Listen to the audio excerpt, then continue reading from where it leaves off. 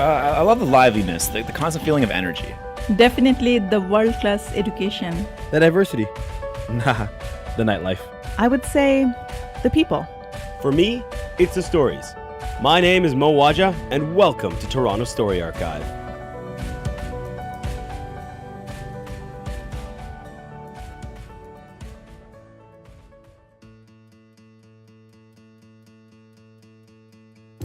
Hello, and welcome to this week's episode of Toronto Story Archive. Starting your own show can be a tough gig.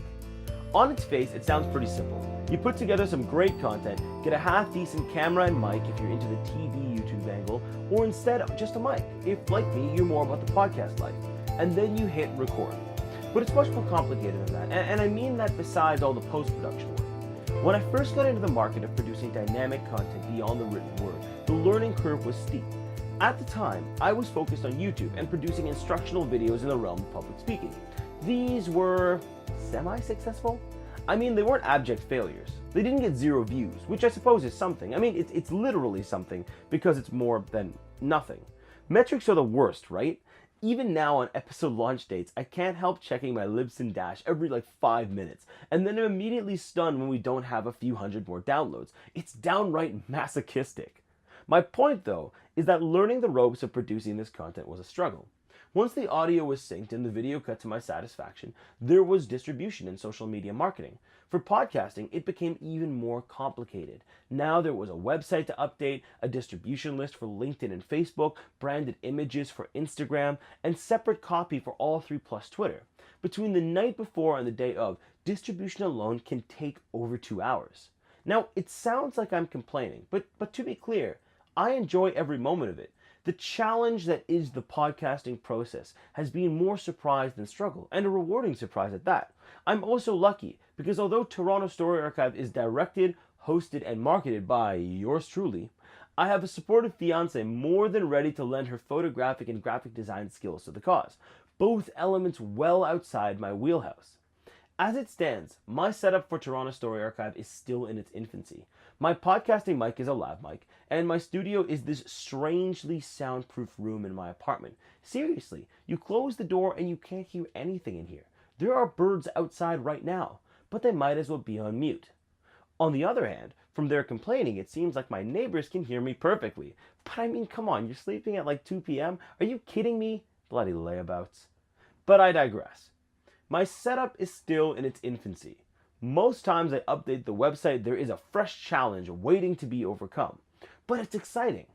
At the same time, it's given me a deep appreciation for the journey of content creators I've met in the past, and the new ones I meet each passing day.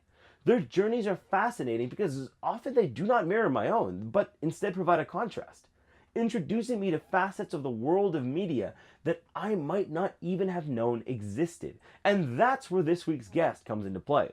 This week, I have the pleasure of chatting with Luke Farr. Luke is a media sales executive, a voiceover actor for PN Agency, and is the host and producer of FarrTV.com. Coming at us from the Distillery District, welcome, Luke. Mo, great to be here.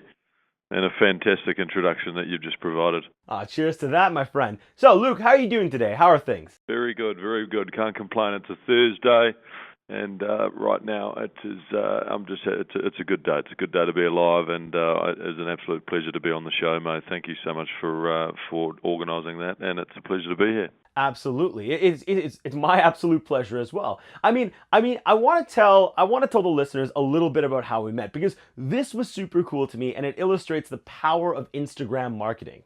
So I was scrolling through Instagram the other day, and I came across this thing called Shaper, and I was like, oh, this must be a new dating app. It sort of was, because it turns out that Shaper is this app for professionals where, similar to, the Tinder of old, you swipe left and right on people that you'd like to meet. And Luke, that's how you and I connected.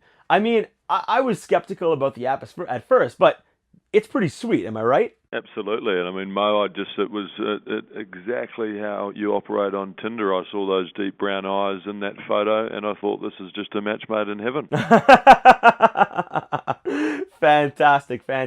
No, but Luke, I think Shape is a fantastic app. Essentially it extracts all of your data from LinkedIn and then matches you with like-minded professionals, which is it's a great idea. Absolutely, absolutely. And it makes good connections. It makes good connections. It's like a more efficient LinkedIn, even. Luke, I want to start by asking you the one major question we ask everyone who comes on Toronto Story Archive, and that is, what is one thing you love about Toronto? Sheesh, Mo. I mean, it's a hard one. There is just there's a plethora of activities to do. There is a lot going on here in Toronto, but hands down, it would certainly have to be the diversity here. The multicultural aspect for me, especially coming from New Zealand, where we're fairly limited in the diversity of ethnic backgrounds. So here in Toronto, I mean, you literally you step out that you step your foot out that door every day, and you feel as though you could be in Jamaica, you could be in Turkey, you could be in Australia, New Zealand. I mean, and that to me, and just meeting those like-minded people and learning about their different cultures and how they attack the world is certainly for me one of the biggest benefits of being in Toronto. So you're from New Zealand. Whenabouts did you move to Toronto? And I mean, tell us a little bit about what New Zealand is like. What's New Zealand, and what was life in New Zealand like versus living now in Toronto? Well, I guess a good comparison would be Vancouver, and actually it's quite funny I'm saying that based on what I've heard about Vancouver. I haven't actually been, so I can't have this point of view because I haven't experienced it myself. But what I've heard, Vancouver obviously being king of the outdoors, it's very lush. It has been framed to be a sleepy town. And that's certainly New Zealand. I mean, we're the land of the long white cloud. We pride ourselves on outdoor adventure. We've got two major big cities. Auckland, Wellington. I guess Christchurch is a part of that. Sadly, they've gone through a lot of turmoil right now with the earthquakes. Absolutely. And the flooding and so forth. But I mean, New Zealand. Is, just to digress over to the entrepreneurial tech scene, food innovation, that's really ramping up. Obviously, as you know, the dairy, we export majority of our dairy across the world, which is sad for us, probably good for you here. You get some good Fonterra milk. But no, it's just to wrap that question up there, I guess, to compare. I mean, they're literally polar opposites, especially on the weather front too. New Zealand's generally a warmer climate. I mean, we've got our mountains and snowboarding, skiing. The access is obviously majority of it's down in the South Island. North Island, you've got Mount Ruapehu, two different sides of the mountain there, Turoa and Whakapapa. But generally, I would say that both Toronto versus New Zealand. I mean, it is just they're worlds apart. Absolutely. I mean, kind of literally as well, geographically speaking. I ask because whenever you're I guess looking at a place from afar, you have preconceptions about what it's about, what it's like there. I mean, you think New Zealand, at least for me now talking to you, my automatically my mind goes to the association of extreme sports like base jumping. When I was looking at what base jumping was like, New Zealand was one of the places that immediately came up. And then of course, Queenstown, get there for all your base jumping for sure. Absolutely. And then of course the other one is the Lord of the Rings, because that's where the Shire was shot. I mean, we wouldn't go this whole conversation without referencing Lord of the Rings or Flight of the Conchords or the All Blacks for that matter. I mean, that was essentially the list that I was beginning to go down. You beat me to it. That was essentially my list of all the things that I immediately associate with New Zealand, right? So I guess my question from this is, before you moved to Toronto, what are the preconceptions? What did you think about the city? What did you expect to see versus what you saw coming from New Zealand to Toronto? Yeah, great question. I mean, and this is where I'll be honest with you, Mo. I did keep a bit of a secret from you. I actually was in, and I just did not want to bring up this country because there's such a rivalry between us. But I was living in Sydney, Australia for 5 years. Oh, yes. Okay. So I was trying to be quiet about it. You've obviously dragged it out of me. So that direct flight certainly came from Sydney, Australia to Toronto, as opposed to Auckland, New Zealand, or anywhere else for that matter. Mm-hmm. So no. So it was. In fact, it was even more of a drastic change on the sense that I came from 35 degrees straight into. Well, to be fair, I came here at the back end of September, so it wasn't too bad. but then obviously hit the winter here. So that was fairly brutal. I mean, we just don't get anywhere near -10s, so that was a bit of an eye-opener. No, it would be. It would be. Whenever my family from South Africa travels here, it's always a shock. I mean, they keep saying, "I want to come see the snow," and I'm like, you really don't though. Snow kind of it loses its flavor after like a day or two, and then you're just cold and you're just miserable, That's very true. That is very true. Mind you, I think the great thing I like about it, though, I mean, although it's so cold, I mean, people still interact. They still go out. They just get on with their life. They don't really let that bit of winter affect them too much. Mind you, the frowns on their faces are a little bit more prevalent than in the summer. But I think Canadians have a good attitude. Oh, I guess they're probably used to it, though, right? No, that's very true. That's very true. I mean, I complain because I hate winter. I like summer. I like the sun. I like the warmth. But even this winter wasn't so bad. I was able to run outside throughout most of it, so it was pretty good. But it's definitely the first time you move. Wasn't bad to you, Mo. It was an absolute polar apocalypse for me. I suppose it would be. How long ago did you move here? Well, I've only been here 8 months, so fairly new. Really? Yes. Okay, yeah. So you're still, I guess, getting to know elements of the city at this point, right? Absolutely. I'm really starting to implement the word sorry a lot too, which I've certainly got from the Canadians. I've started to use that in my everyday dialogue, which is fantastic. Unintentionally, walking into someone and then apologising 3 or 4 times. It's great. Yeah. Well, I mean, when you get to the next level, you start apologizing when other people walk into you. Someone else walks into you and it's like, "Oh, I'm so sorry. Oh, I'm so sorry."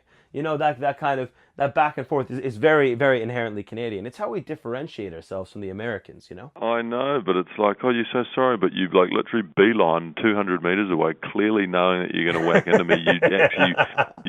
Like, we didn't have a verbal agreement on playing chicken chat, but that's essentially what happened. You bumped into it. I didn't move. I'm not going to move. And then you say sorry. So you don't say sorry back home. You just don't say sorry for something that you intentionally do. Well, think about it though. If you were in New York or if you were in America in general, they would do that and then not say sorry at all. Just keep on going. I mean, you got to take your wins where you can get them. Exactly. Excellent. So, I mean, what was your? I guess why did you move? Why did you come from New Zealand, Australia, Canada? Yeah, good question. I think the first and foremost would be I got sick and tired of the attitude in Sydney there. It's very similar to the sort of LA scene. There's a lot of self-entitlement, a lot of arrogance around there, which Kiwis obviously find a little bit hard to deal with. And then I've heard great things about Toronto and Canada for that matter. And then I snowboard too, so it'd be obviously great to get out to BC at some stage. And then I had two good friends here, Craig Herrick and David Sainsbury. Actually, sadly, Dave's going back home. In fact, today he's on a flight out, so that's a bit of a shame. So we've lost a good expat there. But yeah, those are probably the two or three main drivers why I moved over here, and I'm not regretting it. I think Toronto's a fantastic city. No, it makes sense. I mean, I guess part of my question is twofold, right? Because you describe Sydney as kind of like your LA scene, but you're in media. You're in I guess in TV, in media. You're a media executive. So isn't that a part of it? I mean, if we're outside of that industry and we just kind of think about it, the expectation is almost that that's what it's like. So I guess being in media, how did you find working abroad, or abroad from our perspective, versus now you're in media, you're building your own program here in Toronto? That's true. That is true. I guess there's a huge perception around being in the media, and especially broadcast media. It goes hand in hand with having a big ego. But yeah, I certainly don't. I just speak my mind, very humble, down to earth, and always try and remain as drive that humility through the roof. And I think that's to do with why people do engage with me. They don't see me as being an arrogant, loud-spoken individual there, just pushing their own sort of thoughts and opinions onto people, and sort of biasly angling angling the outcome. It's more, for me and what motivates me, and I kind of avoid that whole pretentious scene. But for me, it's about really just understanding so many different walks of life and people, getting to know them on a deeper level, and then hopefully providing that value to the audience who watch it and say, hey, look, or maybe I do want to do that with my life, or I've just learned something new there, or so it's providing that education to that younger crowd that are moving through the world, especially this technologically based world that's pretty daunting at the moment. So is that what you do with Farr TV? I mean, I'm not completely familiar with it. So, like, what is farrtv.com? What is it about? What do you feature? Yeah, great. So, I mean, essentially, I source industry experts across industries that I'm passionate about. So, for example, the film industry or the startup or entrepreneurial industry, people that have a really, really good story to tell, people that are, fun-loving type A personality, they're go-getters. I want a lot of zhuzh on that show. I'm not sure if you know that word zhuzh here, but we throw that around pretty frivolously back home, zhuzhing things up. Just sit down, long-form chat, establish a location, often a hotel. 9 times out of 10 it's a hotel. And, just really, just like yourself, and this is why we resonated so well, because, I really am such a firm believer of authentic content, non-scripted, non-contrived. It's got to be as raw as possible. So I do a little bit of research on the people that I'm interviewing, but at the end of the day, you've got to run that, and when you hit record, you can get the best and worst of both worlds, really. So that's what I do, and push that out to an audience and build the subscribers online, and hopefully one day I'm running that full time, and it's being able to be monetized. Hopefully, fingers crossed. I mean, that's the dream, right? Being able to run your project full time and have that be your thing. But I mean, I totally connect with what you're saying with regards to building those authentic conversations. Because I mean, the gap that I've found is that in a lot of interview shows or interview styled shows, it's very much a built script. There are specific jokes that are written in at the right times, and it's all timed and completely structured. So the unscripted conversation is something that, as you know, we're building here with Toronto Story Archive, and that is absolutely part of why we completely resonated on this topic. So, I mean, now that is Farr TV new to Toronto? Was it something that you were doing before? Where's the connection there? Certainly is new to Toronto, by all means. But I guess it doesn't really matter where I am in the world. I mean, this started way back in Wellington many moons ago. My brother obviously being in film production and video for a long time. He shot the first piece of content. I interviewed a range of sort of people that have been to the Olympics, or certain DJs, Cool Kids Club at the time, who were making waves across New Zealand. So that's where it started, and then it just continued from there. I just built a following, and hopefully just kept pushing valuable content out to the masses. So, I mean, to answer your question, yes, it's certainly new to Toronto, and that Toronto, like geographically speaking, it certainly is. And we've done a couple of pieces of content here. One with Ian McIlford from Blackson, who's a up-and-coming rapper. He runs a company called Lavish Scum Entertainment, so that's coming out soon. To answer your question, it certainly is new here in Toronto, and hopefully the Canadian audience resonates with that Kiwi humour and Kiwi humility. No, for sure. I mean, so you have a unique perspective here, right? Because your work in entertainment, in production, in broadcast media didn't start here and go elsewhere. You're bringing your knowledge and experiences from other parts of the world to Toronto. So I guess I'm just curious how it compares. Yeah, well, great question. But I think, at the end of the day, there's, that creative angle. Video production is certainly, it's just saturated right now. And there's the cowboys, and then there's the experts. So I think it's all the same. You're always going to come across the people that don't shoot well, and then you're going to come across guys that have been doing it a long time and shoot some great content. So. Yeah, I think certainly when it comes down to broadcasting, those fundamentals don't change regardless of where you are. Absolutely. No, absolutely. I mean, and I ask because I'm very, I guess, I'm very new to this scene, comparatively speaking. I mean, I've primarily worked in the public speaking, professional speaking realm, and now moving into, I guess, more podcasting, more entertainment as it goes. You know, it's a very different world to operate in, especially like, I guess, networking with different people in that enterprise. They all have a variety of different perspectives, and I think that it's interesting because as Toronto Story Archive expands, one of the goals is to be able to talk to people, a lot of people who are coming in from different places around the world to Toronto, because I think one of the things with Toronto is that it's very much still growing its culture on a global stage, and you know, it's always a bit of a challenge to see how we're perceived from other angles. I was watching a TV show recently, The Handmaid's Tale, and the entire thing is very, very obviously shot in Toronto, but the place is still pitched as being in New York or being somewhere else in America. And I guess one of the conversations that I had with someone else in the entertainment sector when they were on Toronto Story Archive is about how Toronto moves from just this place where people shoot movies or TV shows at to pretend it's the US on a cheaper budget, to a place where people actually are like, oh, I want this to be associated with Toronto culture and growing that culture.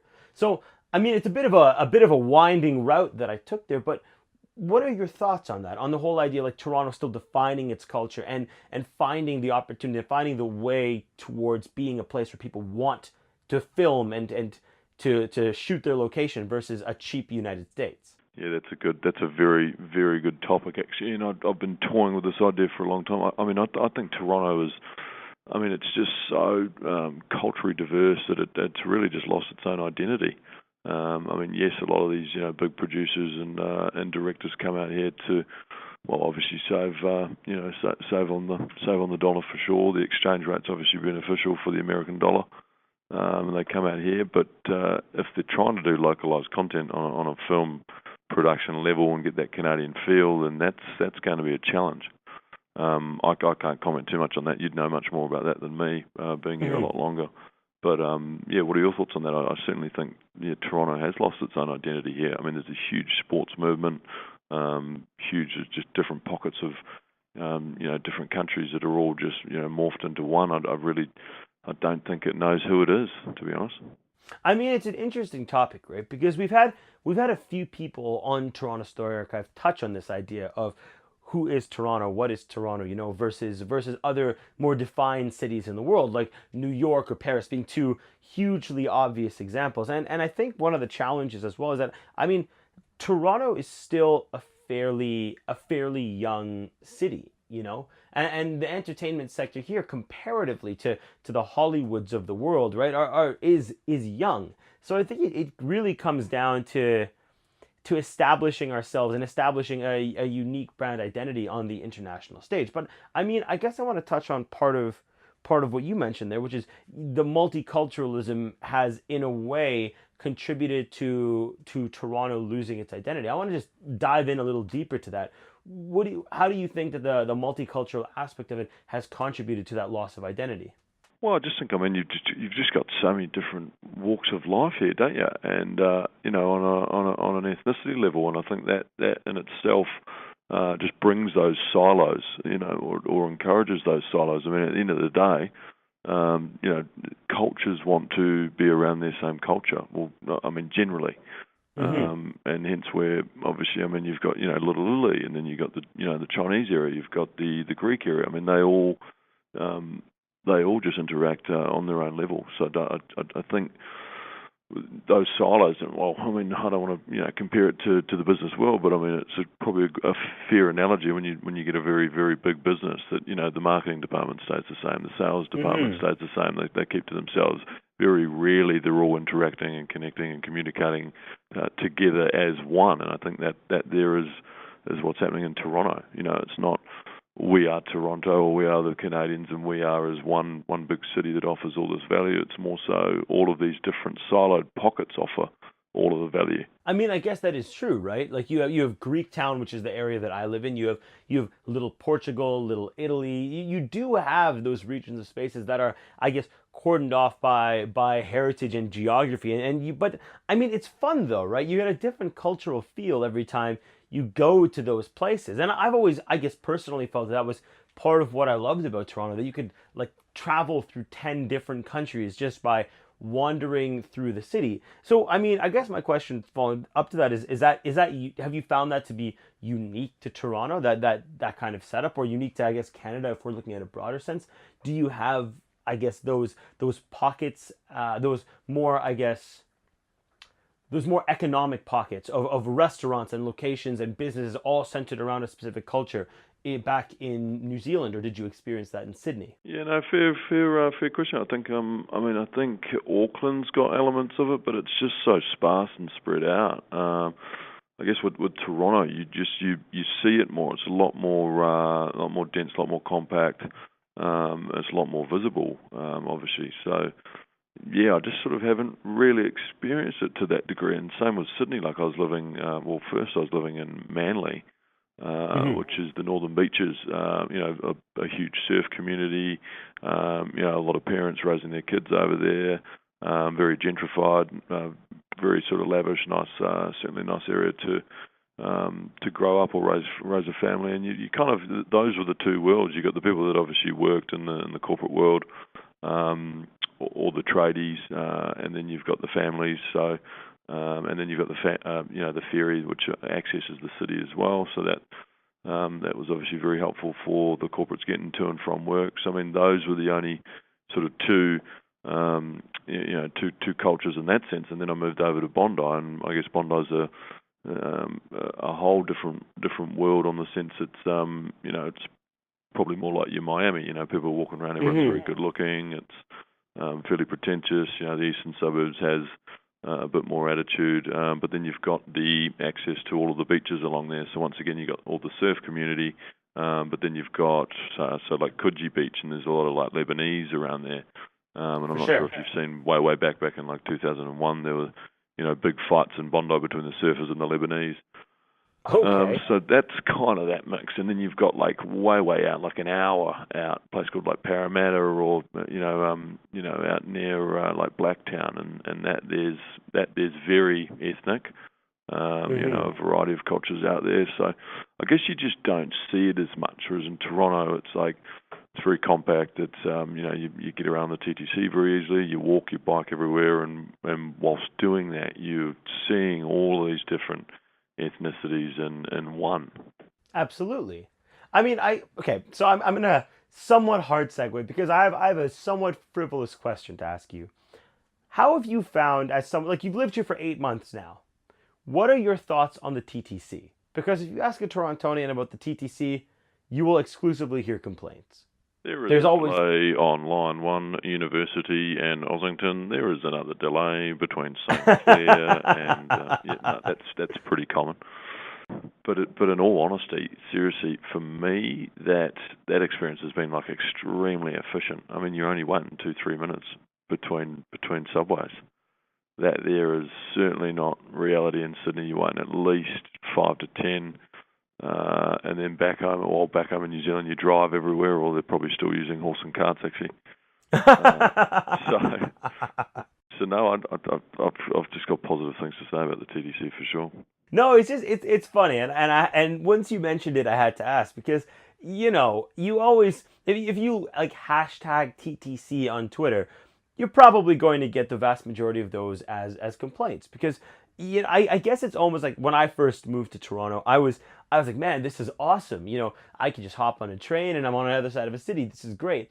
But I'm almost 10 years into my life in Toronto at this point, and now that train is longer than 5 minutes, and I'm just immediately like, okay, why are you doing this to me? I have places to be. It's like what you think I have nothing else to do? Exactly. What do you mean? I've got like these podcasts to run. I've got like 6 more to do. Come on. Exactly. Do you bike in the summer around here? Well, I mean, many people do. I personally do not because, I mean, look, I've driven the roads of Toronto, and Toronto drivers are, I mean, they are often quite skilled, but they also often do very stupid things. And it's a cost-benefit analysis, right? I think about, do I want to go out biking? And then I'm like, if I want to get my exercise on, I can go for a run. You know, I mean, the odds of just getting hit by a car, this could also just be, fear and paranoia on my part. But I've always weighed the cost-benefit analysis, and it's always fallen against the concept of biking in the city. Have you given it a try? Have you risked the roads on a bike yet? Yeah, I have. I've used those TD bikes. I didn't want to plug TD, but I think that's a great concept. That whole bike sharing community. It's really taken off here. Actually, it's quite funny. You made me think of something there when you said cost-benefit analysis. Are you doing that just with everyday life in general? So when you're on the TTC, you're running through a very, very detailed cost-benefit analysis around how long it takes you to get there. And then when you get on a bike, you're doing the same thing. It's so true. You're just constantly running the spreadsheets. Oh yeah, always, right? I mean, and now when Uber got added into the mix, it took it to another level because now I'm like, okay, I'm working on something right now. If I leave right now, I can make so the area that I live in is challenging because there are two potential buses. There's one bus that goes right in front of us, and another bus that is 2 roads down that goes down to Broadview Station. Technically, the one that goes across is faster, but it also comes every 20 to 30 minutes. The other one is slower, but it also comes every 5 to 10 minutes. So leaving the house to go anywhere is an immediate cost-benefit analysis because now it's, do I take the 56? Do I take the 87? Or do I just say, screw it, get a bit more work done, and then, dive into an Uber 10 minutes before the next upcoming meeting? I was just going to bring that up. Or do you dive into an Uber pool, which takes probably 6 more hours than a 1-hour journey was expected to take, or an Uber X, which is 50% more expensive? Absolutely. I do like the networking opportunities though with Uber pool. If you've got some time on your hands, I do encourage it. I mean, I've met some great business contacts through there. Put the business card out, followed up. Yeah, I think it's great, and I think it's going to get down to that. To the point where they're taking that shaper model, extracting all of your data once again and just linking you with like-minded riders. Absolutely. I mean, it's interesting, right? And I'll be honest, I personally have never taken Uber Pool, largely because of the time constraint, right? If I'm going to get in an Uber, it's because I'm like, okay, I got to get somewhere, and I got to get somewhere fast, and I don't really have time for 5 or 6 different stops. And I guess part of it is I've heard the stories from friends of mine who have been late for events or meetings and whatnot because their Uber pool was taking too long. But I mean, obviously, your experience has been different. It certainly has. It certainly has. I mean, what's your experience with other people have you ever spoken to any Australians before on the podcast? On the podcast, no. In general, yes, but usually at a bar. What do you think? I mean, if you were to, well, not that we've met, but you've heard both my gorgeous voice, my complete humbleness, and then obviously you've seen photos of me, which is of similarity to Leonardo DiCaprio. So how would you compare between a Kiwi and an Australian? Well, I mean, it all comes down to context, right? Because the context that I've met you has been business related. We connected because we're of like minds. I swiped right on your profile because you seemed interesting, like an interesting person to chat to. And Shaper for me is an opportunity to find new people for the podcast. Most of the Australians I've met have been on a night out on the town. So I guess very, very different contexts here. So I can't accurately answer the question because I mean, until I've either swiped right on an Australian in Shaper or we've gone out to a bar, it's a very difficult question to answer. Hey, and I appreciate that, Mo. And at the end of the day, I shouldn't be firing you questions. You should be firing me questions. But hey, I can't help it. Naturally, just a broadcaster. Hey, man, you're a broadcaster. I'm a broadcaster. That's part of the connection. Okay, but I'll turn the question in a way back to you. What do you think is the difference between an Australian and someone from New Zealand? I knew I was getting myself into this, and I was just setting it up, and I just don't. I mean, it's going to go down like a lead balloon. I mean, I've got family in Sydney, Australia, got Yeah. cousins and got a lot of good friends there still. So, but just to keep it very simple, I mean, at the end of the day, we come from a country of 4 million people. They come from a country of 20 million people. When you've got larger populations there, that drives a lot more competition. It drives more arrogance, and it drives a bit of attitude. Absolutely. There's a lot of tall poppy syndrome in New Zealand. You don't get that much in Australia. It's more so the encouragement. They play to win. New Zealanders play, or they're encouraged to do the fair play award situation. So it's just different cultures. I mean, and then also they hate us because we've got 4 million people and we've got a better rugby team than them, the All Blacks, and we do a far better Hakka dance. It's obviously established from out in the Pacific Islands there. So, I mean, that scares anyone. Absolutely, 100%, 100%. I was watching the Fast and the Furious, the most recent Fast and the Furious, the Fate of the Furious, and there was this one moment, I mean, it's completely frivolous, where The Rock was coaching a kid's soccer team, and when they were going, the one team said, "Are you guys ready?" And they were like, "Yeah." And The Rock turned and did a Hakka cheer or Hakka dance with his soccer team, and the other team was like, "I don't want to play anymore. I don't want to play anymore." You know? I mean, these guys are just, I mean, they are monsters. I mean, they're huge. Like, the size of their legs is equivalent to the Eiffel Tower. I mean, it's just phenomenal. Oh, man, that's fantastic. That's fantastic. I mean, okay, so you're here now, right? You're in Toronto. You've traveled. You're kind of, I mean, I'll say launching because you're launching it in a Canadian context. Luke Farr, like fartv.com. You're launching that here now. I mean, what's next? What is next in terms of, like, I guess, what you plan for yourself in Toronto now that you're, I guess, becoming a bona fide Torontonian? What's next for Farr TV, for your broadcasting? Yeah, great. I mean, first and foremost, I absolutely love that word launching. I mean, that word launching can apply to just so many different things.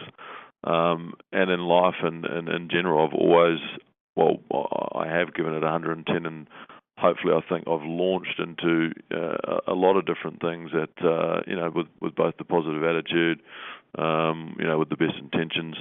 And obviously I've launched over here, and it's been a huge shift, both mentally and physically. So yeah, to I guess break it down, it's been both challenging and rewarding, but on the same part there, it's provided a world of opportunity, especially with the video production game and the talent here too that I can source.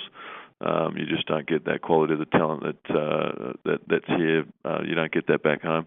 And also, obviously, working for Baxter Travel Media, my day corporate job, that's given me a lot of insight into the travel industry. Working with a lot of airlines, working with the likes of Etihad, Sunwing, and then a lot of resorts too, Barcelo hotels.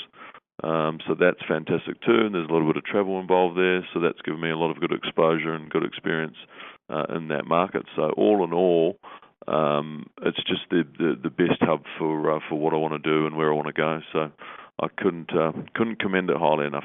That's fantastic. That is fantastic to hear. So I mean, I guess my last question for you, Luke, is this: now that you're here, you've been here for the 8 months.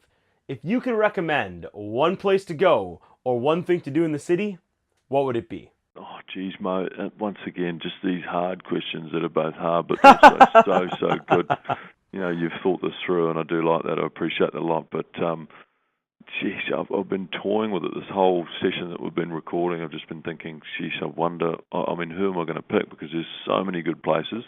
And do I choose restaurants? Do I choose bars? Do I choose geographical areas that are, providing obviously a great nature experience? But at the end of the day, I've just thought of where I've spent a lot of my time, and it is providing, I guess, once again, that ethnic environment. There's a lot of different types of walks of life down there. You've got, the best kind of dynamic layout.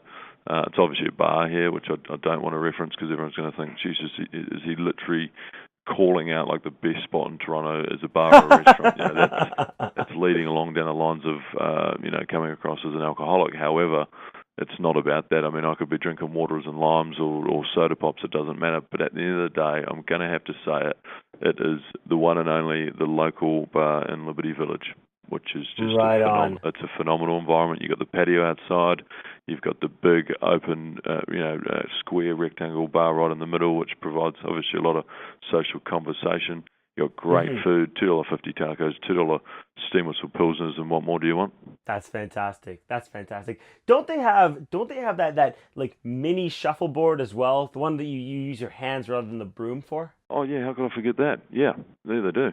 That's great to bring the competitive spirit out of anyone, and I think I'm pretty sure. But if you go down and check the board, I'm pretty sure it's New Zealand on top, as always.